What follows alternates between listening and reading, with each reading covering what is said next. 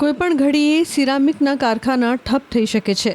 કોઈપણ સમયે લાખો લોકો બેરોજગાર બની શકે છે. આ દાવો મોરબીના સિરામિક ઉદ્યોગકારોનો છે. કહેવાય રહ્યું છે કે ઇઝરાયેલ અને ઈરાનના યુદ્ધના કારણે પ્રોપેન ગેસનો પુરવઠો ખોરવાઈ ગયો છે. પરિણામે નેચરલ ગેસ પર આધાર વધ્યો છે. જોકે નેચરલ ગેસનો પુરવઠો પણ હવે ઘટી જવાની આશંકા હોવાથી કારખાનેદારો ચિંતામાં મુકાયા છે. કારણ કે મોરબીમાં સિરામિકના 600 જેટલા યુનિટ ધમધમે છે, જેમાં અંદાજે 2 લાખથી વધુ લોકો રોજગારી મેળવી રહ્યા છે. કારખાનેદારોનું કહેવું છે કે થોડા દિવસમાં જ સ્થિતિ થાળે પડી જાય તો કોઈ ચિંતાનો વિષય નથી, પરંતુ જો યુદ્ધ લાંબુ ચાલશે તો લોકોની રોજગારી પર સંકટ છે.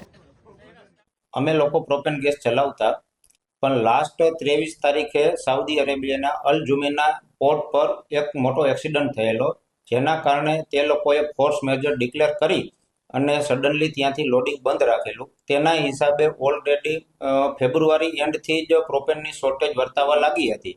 પણ એવું હતું કે માર્ચ આવતા ધીમે ધીમે સ્ટેબલ થશે, પણ ત્યાં આ વોર સિચ્યુએશન આવી છે, જેના હિસાબે પ્રોપેન અવેલેબિલિટી આજે છે નહીં. આજે સાંજ સુધીમાં આઈ થિંક લગભગ કંપનીઓનો પ્રોપેન સ્ટોક ખલાસ થઈ જશે. મારી ટોટલ ગ્રુપ કંપની થઈ અને લગભગ અત્યારે 1800 થી 2000 માણસો કામ કરી રહ્યા છે અને વ્યવસ્થિત રીતે પ્લાન ચાલી રહ્યા હતા. પણ આ વોર સિચ્યુએશન છે, આમાં કાંઈ કહી ન શકાય. તો ઇન્ડસ્ટ્રી તો અત્યારની સિચ્યુએશન જોતા 5 તારીખ યા તો 6 તારીખ સુધીમાં મોટાભાગની ઇન્ડસ્ટ્રી, એમાં મારી પણ ઇન્ડસ્ટ્રી શટડાઉન ફોર્સ મેજરથી કરવી જ પડશે. એમાં કોઈના હાથમાં નથી કે જે અત્યારે ફ્યુઅલ અવેલેબલ જ નથી અને ફ્યુઅલ વગર અમારી ફેક્ટરી ચાલવાની નથી. તો પાછળ લેબરોનો અને કર્મચારીઓનો ઇસ્યુ મોટો આવશે. અમારા પ્રયત્નો રહેશે કે શક્ય હોય ત્યાં સુધી અમે લેબરોને સાચવી રાખશું, એને સપોર્ટ કરશું. પણ જો યુદ્ધની પરિસ્થિતિ બહુ લાંબો સમય ખેંચાય તો ઇન્ડસ્ટ્રી એટલો લાંબો સમય સુધી લેબરોને સાચવી શકે નહીં. સપ્લાય ત્યાંથી બંધ કરી રોકી છે, એ હિસાબથી પ્રોપેન અત્યારે આવકમાં નથી કોઈ શિપ, અને જે આવી છે એ કોમર્શિયલ માટે ભારત સરકારે ફાળવી છે. એટલે ઇન્ડસ્ટ્રી માટે પ્રોપેન ગેસ વધીને 24 કલાક ચાલે એટલો છે એવું અમને જાણવા મળ્યું છે. તેમજ નેચરલ ગેસની આપણે વાત કરીએ તો ગુજરાત ગેસ દ્વારા પણ જે સપ્લાય થઈ રહ્યો છે, આજ મોરબીમાં 17 લાખથી 20 lakh cubic metre per day supply થતો હતો. પણ હાલ અત્યારે હોર્મુઝ સ્ટ્રીટને હિસાબથી અને નેચરલ ગેસનું ઉત્પાદન પણ ઠપ થયું છે અત્યારે ગલ્ફમાં. એટલે તે પણ સપ્લાય કદાચ વધીને 3-4 દિવસ પછી એમાં 50% કાપ આવશે એવું લાગે છે અમને. જો 50% કાપ આવે તો 50% કાપમાં ઇન્ડસ્ટ્રી પ્રોડક્શન કરવું એના માટે મુશ્કેલ છે. એટલે કદાચ આવતા 5-6 દિવસમાં આખી ઇન્ડસ્ટ્રી બંધ થાય એવી પરિસ્થિતિ નિર્માણ થઈ શકે. પ્રોપેન સપ્લાય કરતી કંપનીઓ છે IOCL, BPCL, રિલાયન્સ, AGCL. તો આ દરેક કંપની છે એની પાસે અત્યારે 2 થી 3 દિવસ પૂરતો જથ્થો અવેલેબલ છે.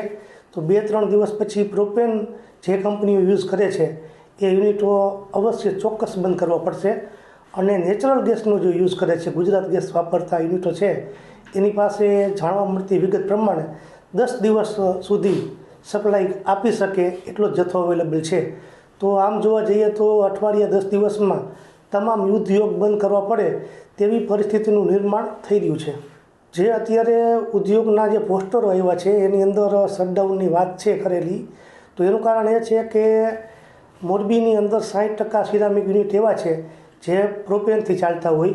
તો પ્રોપેન અત્યારે ટેન્કર દ્વારા સપ્લાય થતી હોય અને ટાઈમ ટુ ટાઈમ ટેન્કર જો કંપની ઉપર પહોંચે નહીં તો તેવા યુનિટો શટડાઉન કરવા પડે.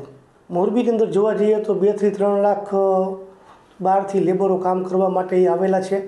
તો જો યુનિટો બંધ થાય, ઉદ્યોગ બંધ કરવા પડે, gas supply time to time ન મળે, ગેસ સપ્લાય ન હોય તો અમારે ચોક્કસ યુનિટ બંધ કરવા પડે.